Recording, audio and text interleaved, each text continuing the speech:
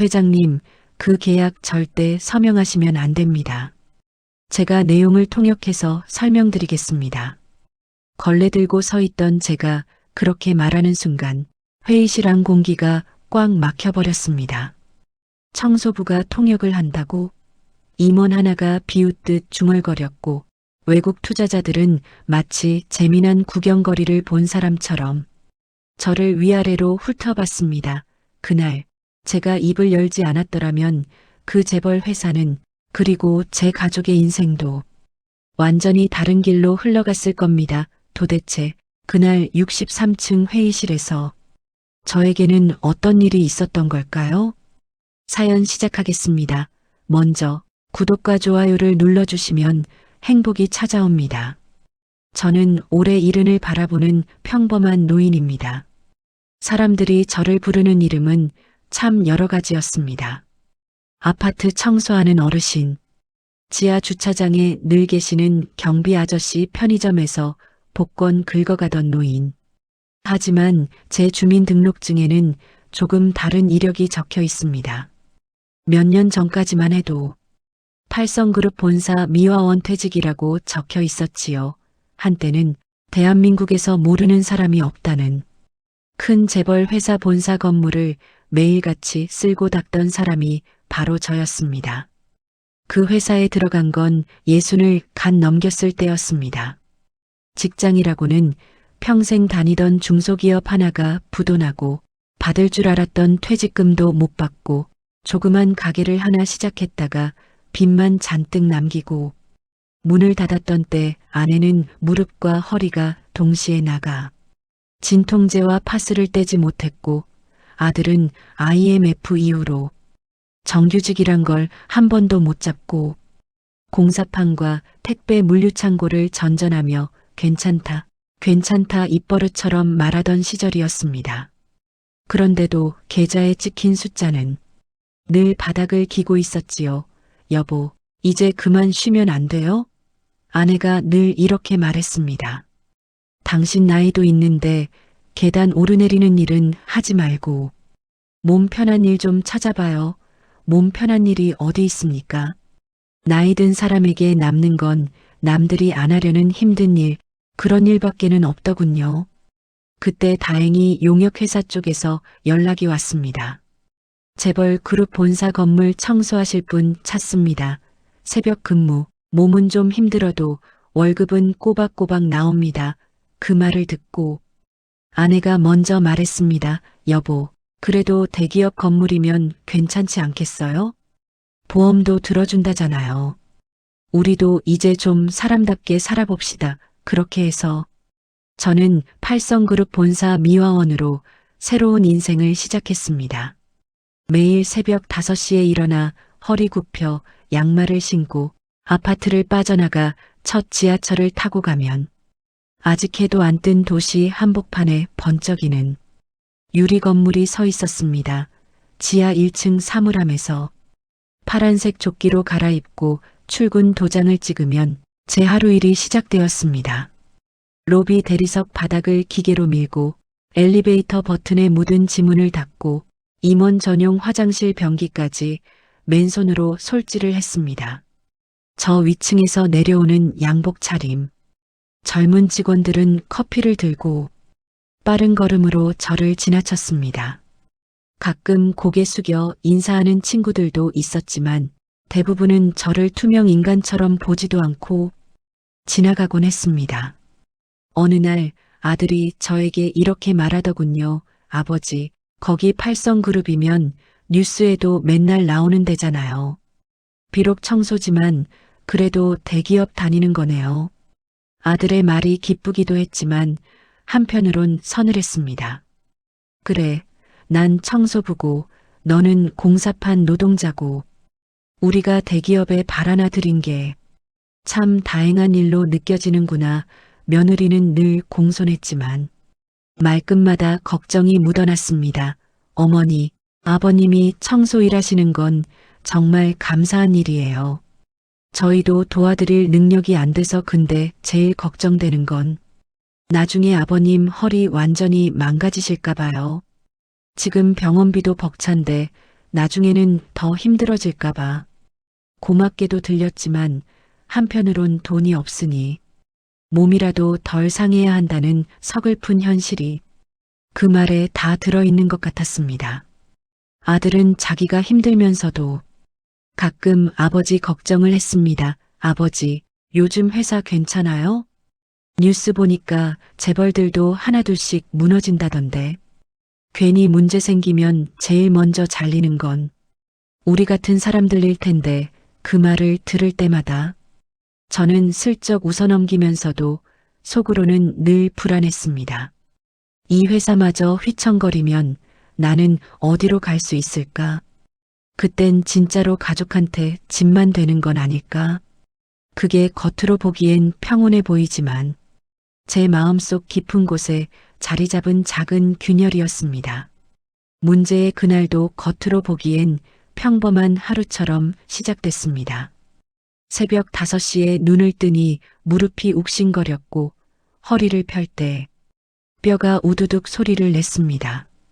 아내가 이불 속에서 말했습니다. 여보, 오늘은 그냥 하루 쉬면 안 돼요? 어제도 늦게 들어왔잖아요. 저는 웃으며 손사래를 쳤습니다. 하루 쉬면 그 하루치 돈이 통장에서 사라지는 거야. 약값 생각해서라도 쉬고 싶어도 나가야지. 지하철 안에는 저 같은 워크복, 차림 어르신들이 몇 분 더 타고 계셨습니다. 서로 말을 섞진 않았지만 손에 들린 밀대와 걸레만 봐도 아, 같은 신세구나 눈빛으로 다 알 수 있었습니다. 회사 지하 1층에 도착해 타임카드를 찍고 나오는데 경비실 앞에서 김경비가 담배를 털며 말했습니다. 박 씨, 오늘 위층에 난리 난다더라. 왜요? 또 무슨 일 있어요? 뉴스 안 봤어? 어젯밤에 주가 한 번 더 떨어졌다고 난리던데. 오늘 외국 자본이랑 마지막 협상 있다더만. 그거 깨지면 우리 회사도 법정 관리 들어간다 카더라. 저는 반쯤은 농담인 줄 알고 헛웃음을 지었습니다. 에이, 이 큰 회사가 그렇게 쉽게 무너지겠어요? 그러자 김경비가 담배 연기를 훅 뿜으며 말했습니다. 요즘 세상에 큰 회사, 작은 회사가 어디 있노? 은행에서 돈줄 딱 잠가버리면 우리가 청소하든 말든 위에서 장난치다가 밑에 있는 사람들만 도로에 나앉는 기라. 그 말이 묘하게 가슴에 박혔습니다. 그날 평소와 다른 일이 하나 있었습니다. 보통 저는 지하 주차장 1층 로비 쪽을 맡았는데 그날은 담당 구역이 바뀌었습니다. 박 선생님 관리자 양 대리가 허둥지둥 달려와 말했습니다. 오늘만 63층 좀 맡아주세요. 회의가 중요하다는데. 원래 담당하던 언니가 무릎이 많이 부어서 병간했어요. 거기 회장실이랑 이사회 회의실 있는 곳이라. 유리창이랑 바닥 특히 신경 좀 써주셔야 해요. 63층 평소 제가 가보던 층은 많아봐야 10층, 15층 정도였습니다. 그 위층들은 늘 정장 입은 사람들만 뻔질나게 오르는 곳이었지요. 임원 전용 엘리베이터를 탈 일이 제게 올 줄은 꿈에도 몰랐습니다. 엘리베이터 안거울에 저와 양대리 그리고 청소도구 카트가 묘하게 비쳤습니다. 고급 양복 대신 파란 조끼, 서류 대신 걸레와 쓰레기통. 그래도 같은 엘리베이터는 탄에 괜히 그런 생각이 들었습니다. 문이 열리자 전혀 다른 세상이 펼쳐졌습니다. 복도 카펫은 발이 폭 들어갈 만큼 두툼했고 벽에는 이름도 모르는 화가의 그림들이 액자에 담겨 걸려 있었습니다. 창밖으로 내려다 보이는 도시는 장난감처럼 작아 보였습니다. 양 대리가 말했습니다. 여기가 회장님 집무실, 저기가 오늘 회의할 이사회실이에요. 외국 사람들이 오니까 냄새 하나, 얼룩 하나 없어야 합니다. 회의실 안을 슬쩍 들여다보니 길게 뻗은 회의 테이블 위에 외국어로 가득 적힌 서류들이 산더미처럼 쌓여 있었습니다. 커다란 스크린에는 외국 투자회사 로고와 그래프, 숫자들이 떠 있었고요. 그때 제 눈에 한 장의 서류가 스쳤습니다. 굵게 표시된 문장, 빨간 줄이 그어진 부분, 그리고 옆에 조그맣게 적힌 메모 경영권 이전 지분 전량 인수 가능 구조 조정 계획 인원 60% 감축 물론 그건 우리말로 번역된 요약본이 아니라 외국어로 적힌 문장이었지만 그 의미가 머릿속에 너무 선명하게 들어왔습니다. 가슴이 철렁 내려앉았습니다. 이건 살리는 계약이 아니라 회사를 통째로 넘기고 사람들을 대량으로 내보내겠다는 얘기 아니야? 저는 잠깐 얼어붙었다가 고개를 흔들고 창문 닦는 일에 집중하려고 했습니다. 하지만 유리창에 비친 제 얼굴은 언젠가 어디서 본 듯한 슬픈 표정으로 저를 뚫어져라 쳐다보고 있었습니다. 30년 전 제 인생을 송두리째 뒤흔들어 놓았던 그날의 제 얼굴이었습니다. 그때는 몰랐습니다. 이날의 계약이 그날 그 사건과 이어져 있다는 걸요. 젊었을 때의 저는 지금과 많이 달랐습니다. 인천 변두리의 가난한 집 아들로 태어나 용돈 한 번 넉넉히 써본 적은 없었지만 마음만큼은 참 컸습니다. 밤마다 라디오에서 흘러나오는 외국 노래와 뉴스가 어찌나 신기하던지요. 고등학교 때 영어 선생님이 이렇게 말한 적이 있습니다. 박군, 너는 귀가 참 좋다. 발음도 빨리 따라잡고 이대로만 가면 통역사도 할 수 있겠는데? 그 말 한마디가 당시 저에게는 세상을 다 얻은 듯한 칭찬이었습니다. 군대를 다녀와 집안 형편 때문에 대학은 못 갔지만 저는 포기하지 않았습니다. 야간 영어 학원을 다니고 중고 서점에서 외국어 책을 구해다 밤마다 눈이 쑤셔지도록 읽었습니다. 그러다 운 좋게 작은 무역회사에 취직을 하게 되었습니다. 그 회사는 나중에 여러 번 합병을 거쳐 지금의 그룹이 된 옛날 전신 회사였습니다. 그때 제 명함에는 해외 영업부 통역 겸 대리 이렇게 적혀 있었습니다. 새 구두에 넥타이를 매고 외국 바이어가 오면 사장님 옆자리에 앉아 회의 내용을 옮겨주는 일이 저의 가장 큰 자부심이었습니다. 그때 저보다 조금 위였던 사람이 지금의 회장님이었습니다. 그분은 그때 젊은 전무였는데 언제나 바쁘게 뛰어다니며 회사 키워야 한다 입에 달고 살던 사람이었죠. 박 대리, 오늘 회의는 정말 중요해. 우리가 여기서 자금 끌어오면 회사 한 단계 더 올라가는 거야. 실수하면 안 돼. 그 말을 들으면 저는 밤을 새워 준비했습니다. 계약서에 적힌 낯선 단어들을 찾아보고 비슷한 표현은 어떻게 옮겨야 부드러운지 연습하고 또 연습했습니다. 그러던 어느 겨울 회사에 큰 거래가 들어왔습니다. 외국 투자사에서 큰 돈을 넣는 대신 회사 지분과 경영권 일부를 관리하겠다는 조건이 달린 계약이었죠. 그날 회의실엔 사장, 전무, 법무팀장, 그리고 저 테이블 위에는 외국어로 빼곡히 적힌 두꺼운 계약서가 산처럼 쌓여 있었습니다. 저는 회의 전날 문장 하나하나를 더듬어 읽다가 한 부분에서 걸렸습니다. 어떤 조건이 지켜지지 못하면 투자자는 회사 지분 전체를 상징적인 가격으로 가져갈 수 있다. 우리말로 바꾸면 딱 이런 뜻이었습니다. 조금만 회사 사정이 꼬여도 이 회사는 헐값에 통째로 넘어간다. 저는 그 문장에서 눈을 뗄 수가 없었습니다.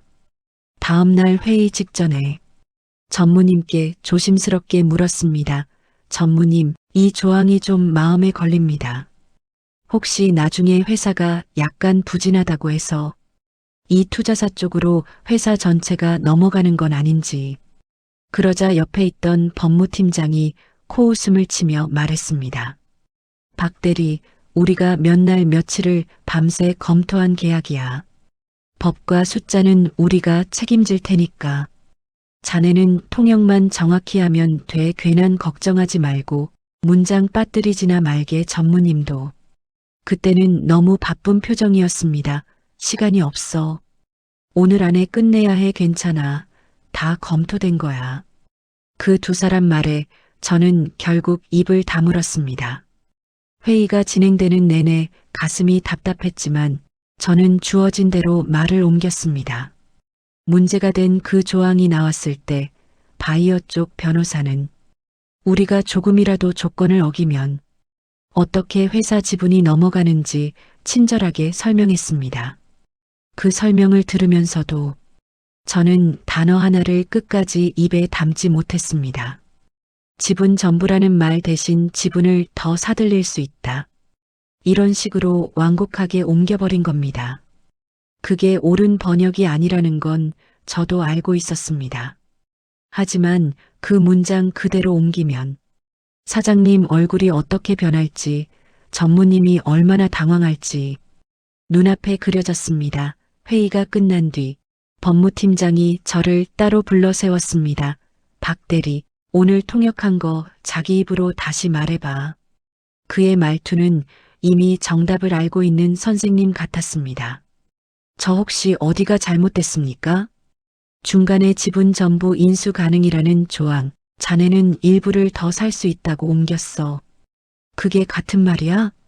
저는 그제야 얼굴이 하얗게 질렸습니다. 죄송합니다. 제가 그 부분을 너무 급하게 듣다가 그날 오후 저는 회사에서 잘렸습니다. 이유는 한 줄이었습니다.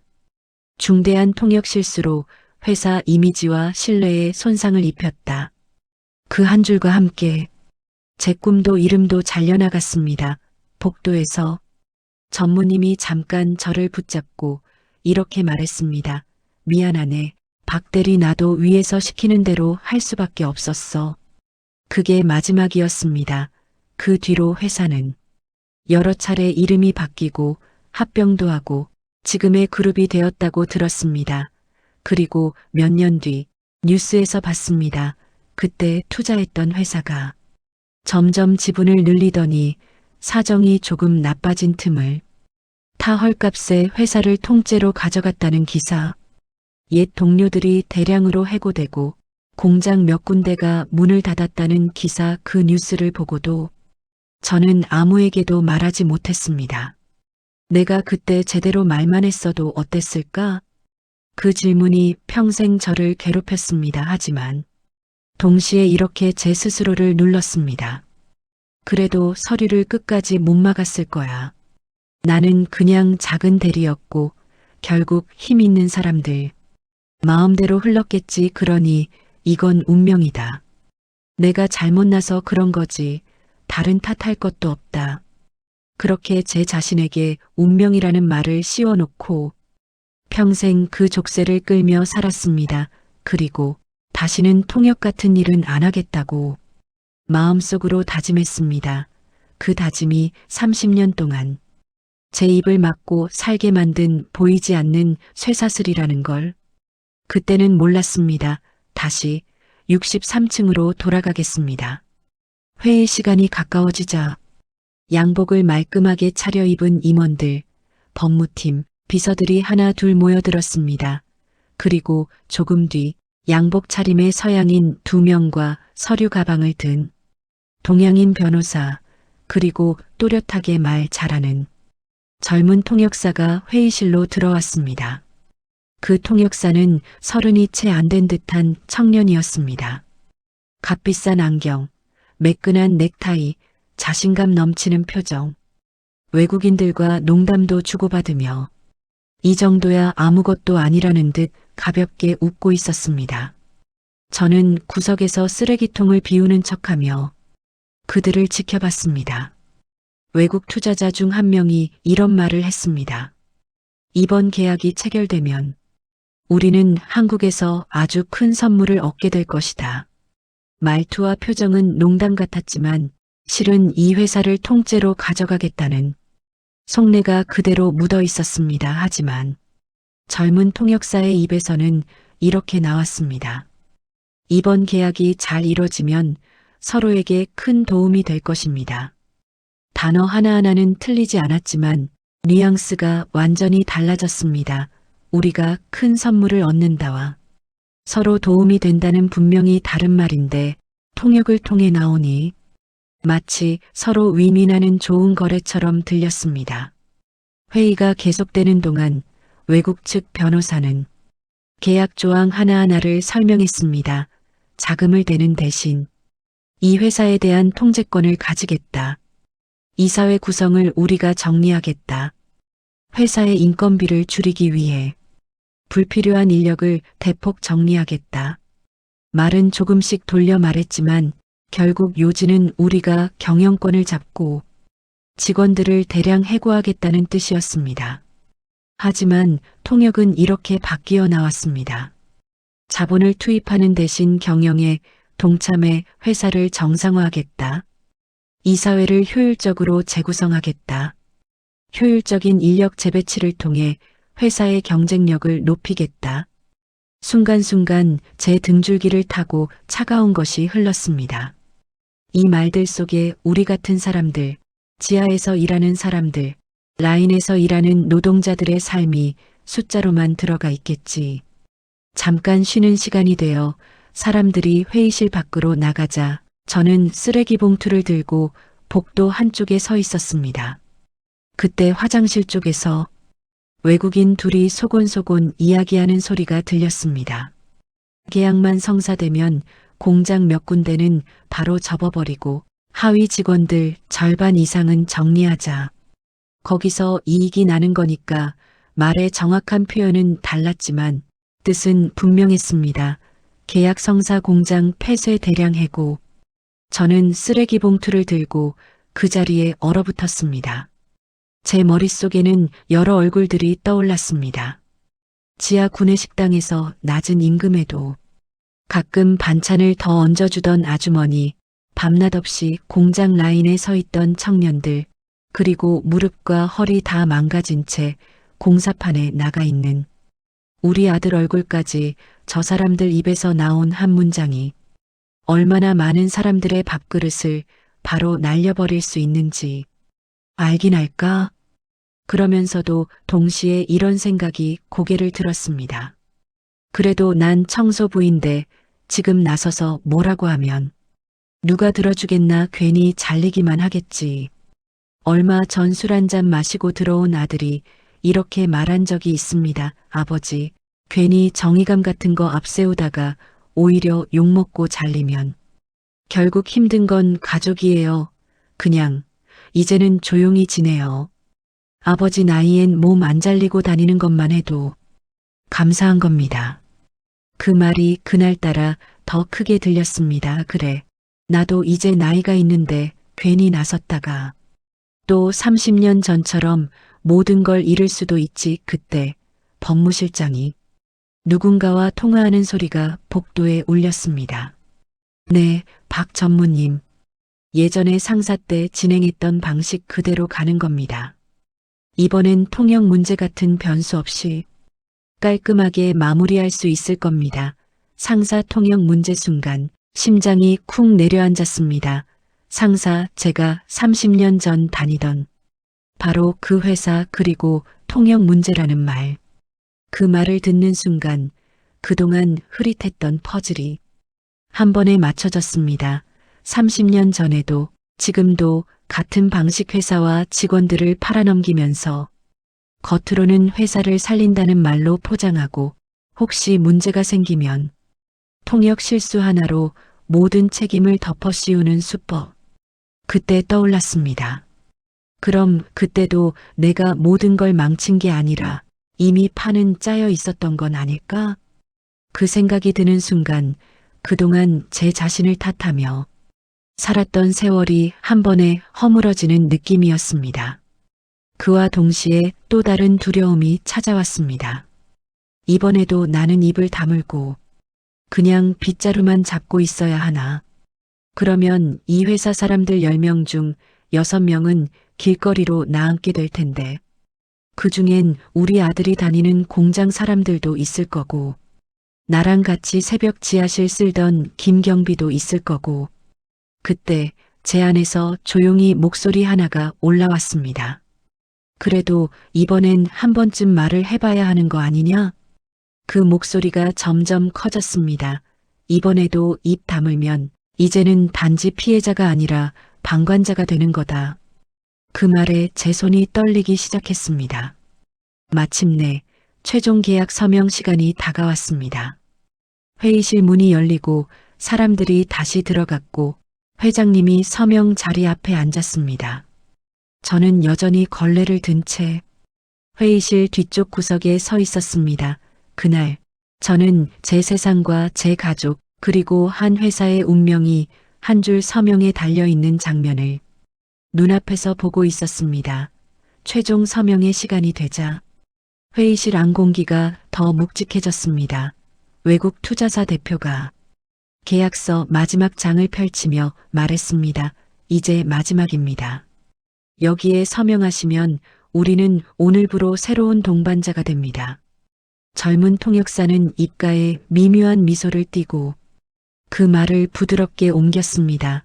이 서명만 하시면 오늘부터 서로의 미래를 책임지는 진정한 동반자가 됩니다.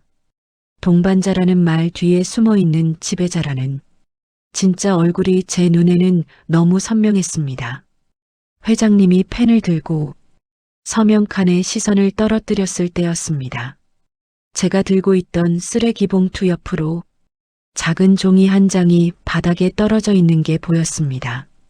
복사하다 흘린 건지 누군가 정리하다 떨어뜨린 건지 모르겠지만 그 종이에는 이번 계약의 핵심 내용이 요약되어 있었습니다.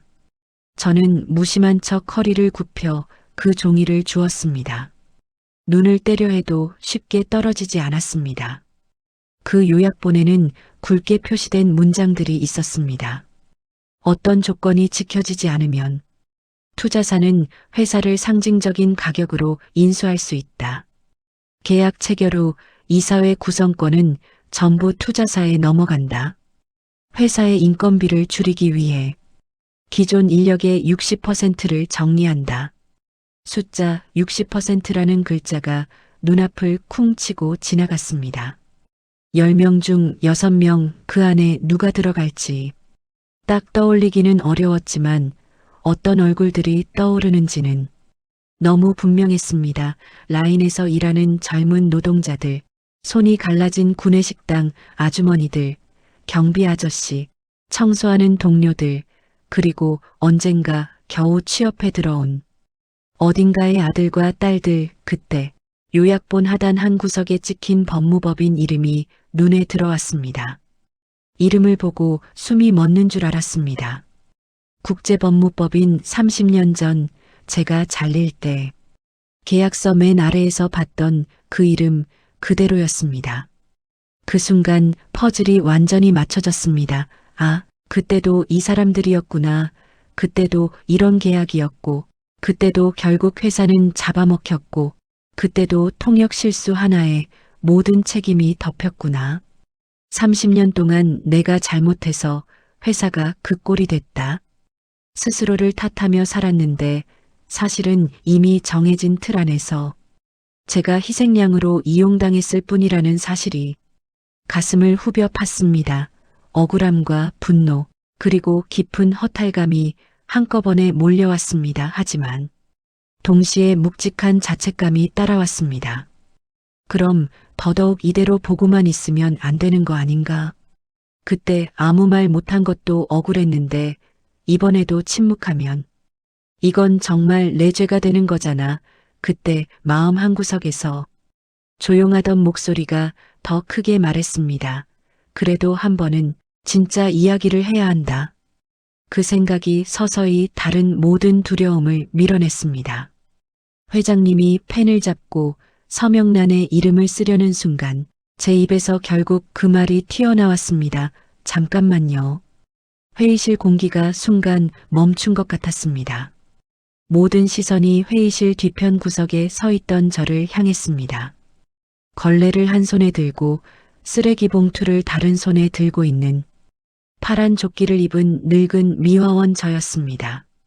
법무실장이 얼굴을 찌푸리며 말했습니다. 지금 회의 중인 거 안 보입니까? 미화원분, 청소는 나중에 하시고 지금은 나가주세요.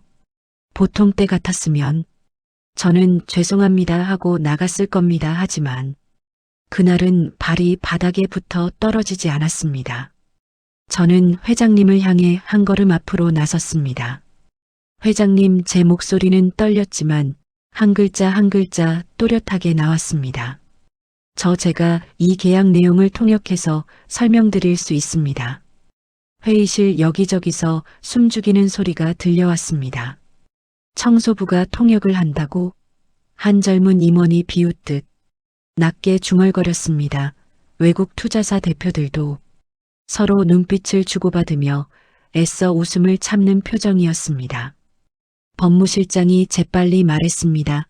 회장님, 이분 말씀을 들을 이유가 없습니다. 지금은 절차대로 서명만 하시면 됩니다. 이미 충분히 검토된 계약입니다. 그때 회장님이 조용히 손을 들었습니다. 가만히 있어 봅시다. 모두가 입을 다물었습니다. 회장님이 저를 똑바로 바라보며 물었습니다. 이 어르신이 무엇을 말씀하시려는지 한번 들어봅시다. 이 계약에 대해 뭔가 알고 계신 겁니까? 저는 손에 쥔 요약본 종이를 펼쳐 보이며 숨을 깊게 들이켰습니다. 예, 회장님, 이 종이는 오늘 계약의 핵심 내용을 간단히 요약한 겁니다. 여기에 적힌 내용을 보면 이 계약은 회사를 살리는 계약이 아닙니다.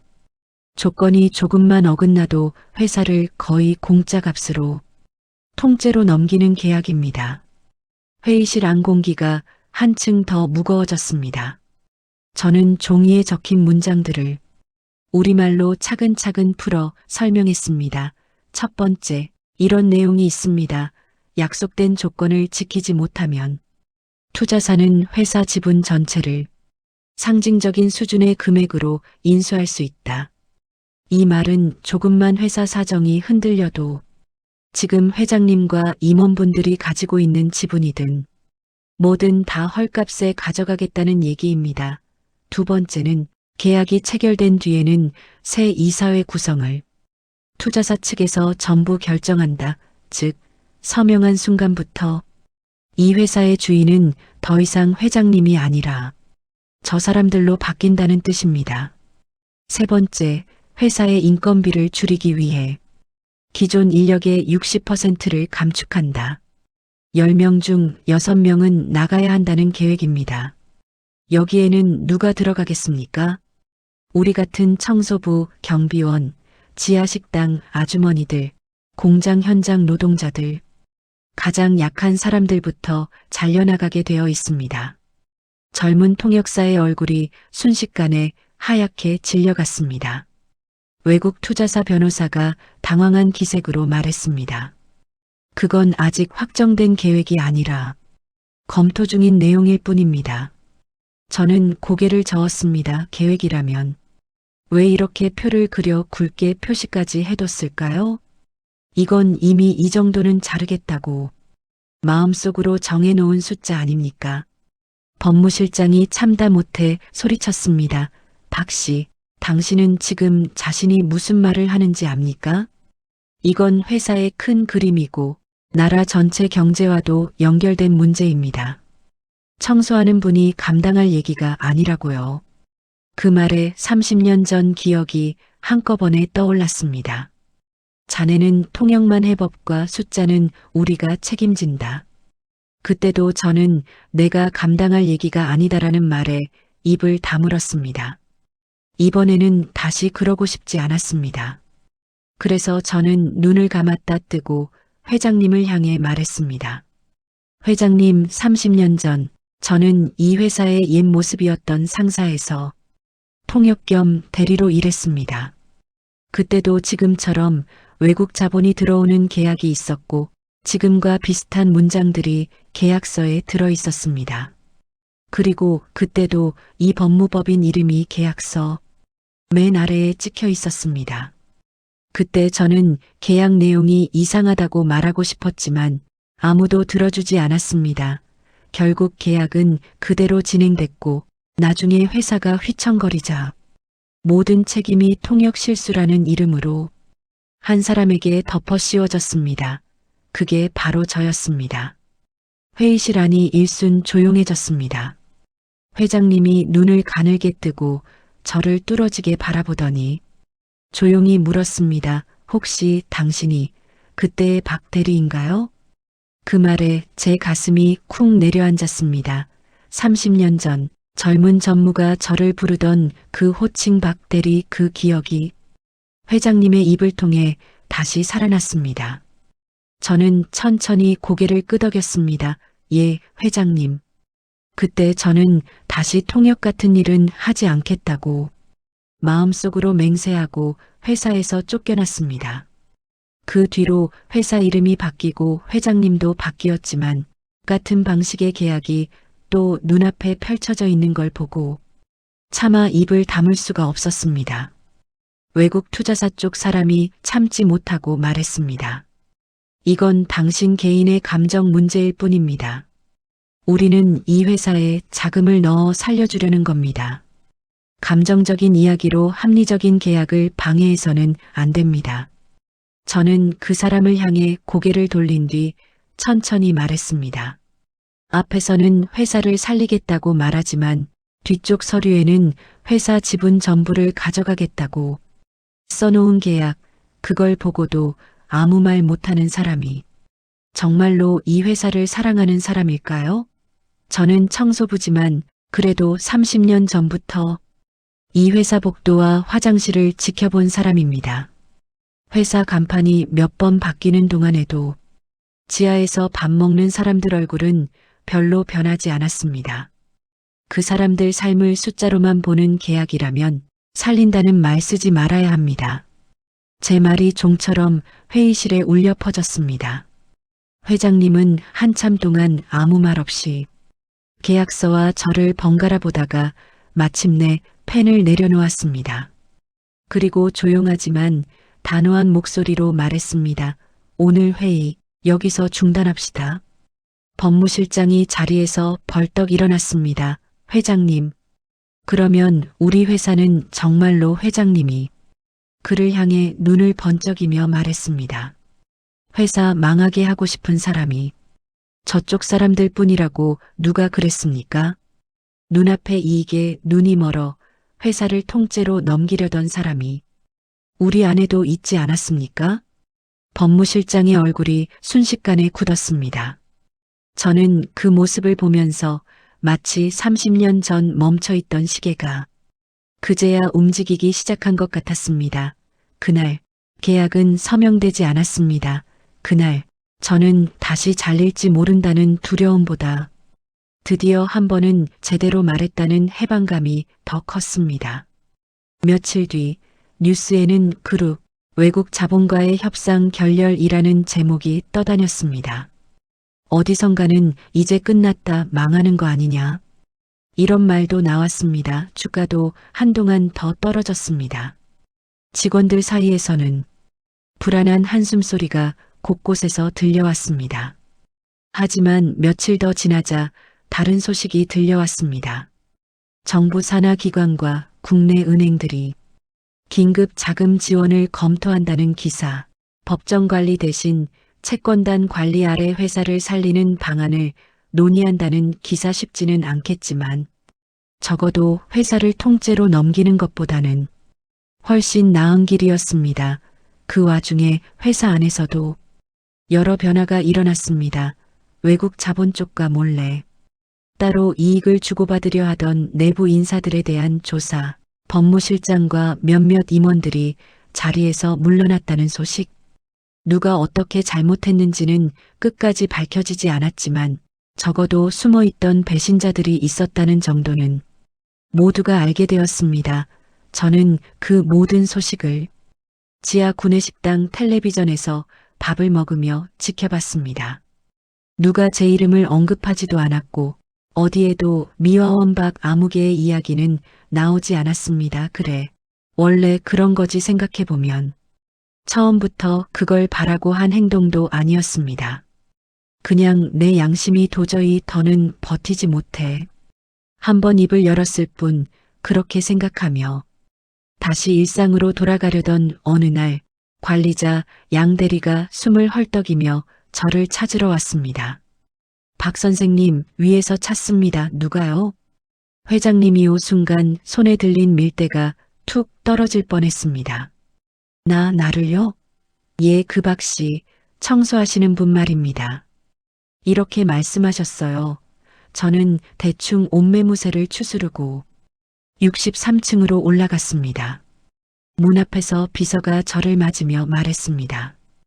회장님이 기다리고 계십니다. 들어가 보시죠. 넓은 회장실 안 커다란 창문 앞에 회장님이 서 있었습니다. 예전보다 머리카락은 더 휘어졌고 어깨도 조금은 굽어 보였습니다. 그가 돌아서더니 저를 보고 잠시 말이 없었습니다. 박 선생 그가 제 이름을 부르며 조용히 의자를 가리켰습니다. 앉으시죠. 저는 괜히 어색해져서 의자 가장자리에만 엉덩이를 살짝 붙였습니다. 잠시 침묵이 흐른 뒤 회장님이 먼저 입을 열었습니다. 30년 전 일 기억합니다. 그 한마디에 제 눈앞이 순간 흐려졌습니다. 그때 저는 젊은 전무였고 당신은 통역 겸 영업 대리였습니다. 그때도 비슷한 계약이 있었고 지금처럼 외국 자본이 들어오는 문제였죠. 그리고 당신이 그때 했던 말도 희미하게 기억납니다. 이 조항이 위험해 보인다고 조용히 말했던 그 얼굴이요. 회장님은 잠시 말을 멈췄다가 천천히 이어갔습니다. 위에서 문제가 생기면 통역 탓으로 돌려야 한다는 얘기가 나왔을 때 저는 알고 있었습니다. 그게 온전한 진실이 아니라는 걸 하지만 그때의 저는 승진이 더 중요했고 나 자신이 안전한 것이 회사를 지키는 것보다 먼저였던 사람입니다. 그래서 당신을 지켜주지 못했습니다. 그게 내 평생의 빚이었습니다.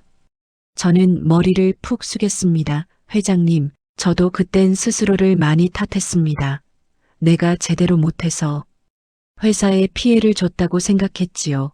근데 시간이 지나 보니 그게 다는 아니라는 걸 조금씩 알게 됐습니다.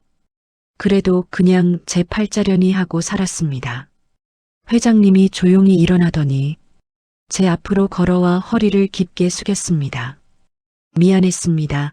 재벌 회장이 칠순 노인인 미화원 앞에서 고개를 숙이고 있는 모습을 보고 제 가슴이 울컥했습니다. 회장님, 고개 드십시오. 이제 와서. 그런 말씀 안 하셔도 됩니다. 저도 먹고 살다 보니 그때는 다들 그럴 수밖에 없었겠구나 이해하게 됐습니다. 회장님이 고개를 들며 말했습니다. 그래도 내 입에서 그 말을 한 번은 꺼내야 내 마음이 조금이라도 가벼워질 것 같았습니다. 그리고 한 가지 부탁을 하고 싶어 이렇게 모셨습니다. 부탁이라니요? 회사 안에 직원 대상 기초 외국어 수업을 만들려고 합니다. 누가 통역을 해주지 않아도 최소한 자신이 보는 문장이 무슨 뜻인지는 스스로 알 수 있게 말입니다. 법무팀, 영업팀, 심지어 생산 라인 직원들까지 희망하는 사람은 누구나 배울 수 있게 하는 프로그램을 만들 계획입니다. 그 수업, 선생님이 맡아주시겠습니까? 순간 귀를 의심했습니다. 제가요?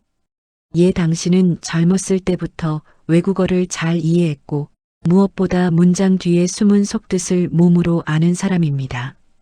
그리고 이번에 보여준 용기는 어떤 강사 자격증보다 더 큰 자격이라고 나는 생각합니다. 그 말을 듣는데 가슴 깊은 곳에서 오랫동안 얼어붙어 있던 무언가가 서서히 녹아내리는 느낌이 들었습니다.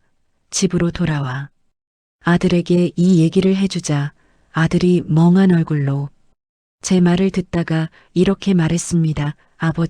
아버지가 그런 일을 했다는 걸 진짜 몰랐어요. 영어 같은 건 아무 말도 안 하셔서 휴대폰 문자도 제가 다 읽어드렸는데 아버지 멋있네요. 그 말에 그동안 쌓였던 서운함이 눈 녹듯 사라지는 것 같았습니다.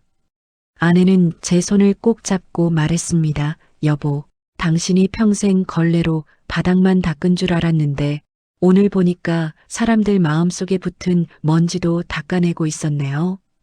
이제는 젊은 사람들한테 그 이야기 좀 해주세요.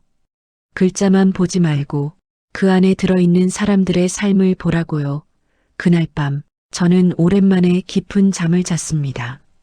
악몽 속에서 계약서와 해고, 통지서가 저를 쫓아오던 장면도 보이지 않았습니다.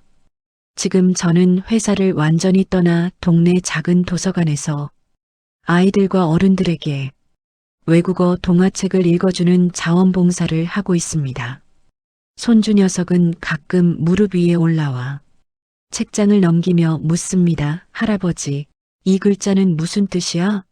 저는 웃으면서 그 문장을 천천히 우리말로 바꿔줍니다. 이 말은 말이야, 나는 내 옆에 있을게, 이런 뜻이란다. 그 말을 아이에게 들려주면서 문득 깨닫습니다. 내 인생에서 정말 듣고 싶었던 말도 바로 그거였다는 거요. 누군가 내 곁에 있어 주겠다는 말. 그리고 나도 누군가의 곁에 있겠다는 마음. 회사에서 수많은 계약서가 오가고 돈과 주식이 오갔지만 결국 사람을 살리는 건 문장 안에 숨은 진심이었습니다. 돌이켜보면 제 인생에서 가장 무거웠던 건 빗자루도 걸레도 아니었습니다. 가장 무거웠던 건 해야 할 말을 하지 못하고 삼켜버렸던 문장들이었습니다. 30년 동안 내가 망쳤다는 말을 제 자신에게 계속 반복하며 살았던 세월. 그 세월을 깨뜨린 건 그날 회의실에서 나온 단 한마디였습니다. 회장님, 제가 설명드리겠습니다. 그 한마디가 회사를 살리기도 했지만 사실은 제 자신을 살려낸 말이기도 했습니다. 이 영상을 보고 계신 여러분 중에도 마음속에 삼켜둔 말이 하나쯤은 있지 않습니까?